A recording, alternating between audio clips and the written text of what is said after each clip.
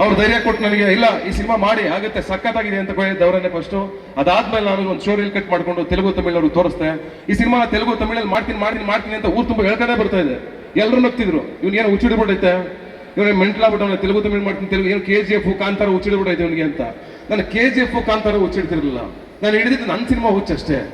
Cinema ನೋಡಿದೆ ನಾನು, ನಾವು ಅವ್ರ ಸಿನಿಮಾಗಳನ್ನ 100 ಸಲ ಕೂತ್ಕೊಂಡು ಟಿಕೆಟ್ ತಗೊಂಡು ನೋಡಿದ್ವಿ, ತಮಿಳು ಸಿನಿಮಾಗಳು ತೆಲುಗು ಸಿನಿಮಾಗಳನ್ನ. ನಮ್ಮ ಸಿನಿಮಾ ನೋಡ್ಲಿ, ನಮಗೂ ಬಿಸ್ನೆಸ್ ಆಗಲಿ ಬಿಡಿ, ನಮ್ಮ ಸಿನಿಮಾಗಳು ಅಲ್ಲಿ ಬೆಳಿಬೇಕು ಈ ಆಶಯ ಇಟ್ಕೊಂಡು ಹೊರಟೆ. ಸಿನಿಮಾ ತಗೊಂಡೋಗಿ ತೋರಿಸ್ತೆ ಫಸ್ಟ್. ಸರ್ ಸಿನಿಮಾ ತೋರಿಸ್ತೆ, ಸಿನಿಮಾ ನೋಡಿ ನಿಮ್ಗೆ ಇಷ್ಟ ಆದ್ರೆ ಮಾಡಿ ಅಂತ ತೆಲುಗುಗೆ ತೋರಿಸ್ತೆ. ನೋಡಿ ಡಿಸ್ಟ್ರಿಬ್ಯೂಟ್ರು ಒಂದೇ ಮಾತಾಡಿದ್ದು, ನಾವು 100 ಥಿಯೇಟರ್ ಮಾಡ್ಕೊಡ್ತೀವಿ ಸರ್, ಸಖತ್ತಾಗಿದೆ ಈ ಸಿನಿಮಾ, ಹಿಟ್ ಆಗುತ್ತೆ ಮಾಡಿ ಅಂತ.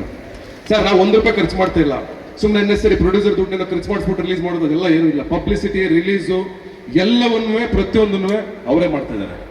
ಸಿನಿಮಾ ನೋಡಿ, ತಮಿಳಲ್ಲೂ ಅಷ್ಟೇ 100 ಥಿಯೇಟ್ರು ಅವರೇ ನೋಡಿ ಸಿನಿಮಾನ ಅವರೇ ಒಪ್ಪಿಕೊಂಡು ಅವರೇ ಖರ್ಚು ಮಾಡ್ತಾ ಇದ್ದಾರೆ. ನಮ್ಮ ಜಬಿಂದ ₹1 ಖರ್ಚು ಮಾಡ್ತಾ ಇಲ್ಲ. ಬಹುಶಃ ಆ ತಾಕತ್ ನಮ್ಮ ಸಿನಿಮಾಗಿದೆ ಅಂತ ನನಗೆ ಅನಿಸ್ತದೆ. ಅದಕ್ಕೆ ಬಹುಶಃ ಅವ್ರು ಮಾಡ್ತಾ ಇದ್ದಾರೆ, ನಂಬಿಕೆ ಮೇಲೆ ದುಡ್ಡು ಬರುತ್ತೆ ವಾಪಸ್ ರಿಟರ್ನ್ ಅಂತ ಮಾಡ್ತಾ ಇದ್ದಾರೆ. ಈ ಒಂದು ಹಂತಕ್ಕೆ ಬಂದು ಇಲ್ಲಿ ನಿಂತಿದ್ದೀವಿ. ಇನ್ನು ಹೆಚ್ಚಿಗೆ ನನ್ನ ಸಿನಿಮಾ ಬಗ್ಗೆ ಏನು ಹೇಳಲ್ಲ, ಸಿನಿಮಾ ಹಂಗೆ ಮಾಡಿದೀವಿ ಹಿಂಗೆ ಮಾಡಿದೀವಿ ಅಂತ. ಇನ್ನೇನು 27ನೇ ತಾರೀಕು ನಾವು ತೆರೆ ಮೇಲೆ ತರ್ತೀವಿ.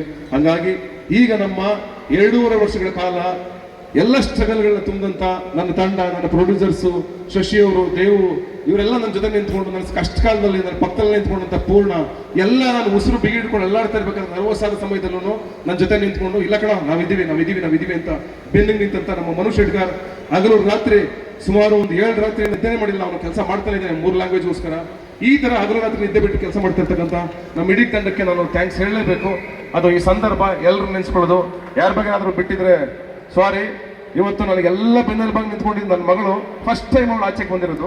ಅವಳು ಬರೋದೇ ಇಲ್ಲ, ನನ್ನ ಬೇಬಿ ಬಂದಿದೆ, ಅವಳು ಬಂದಿರೋದು ನನಗೆ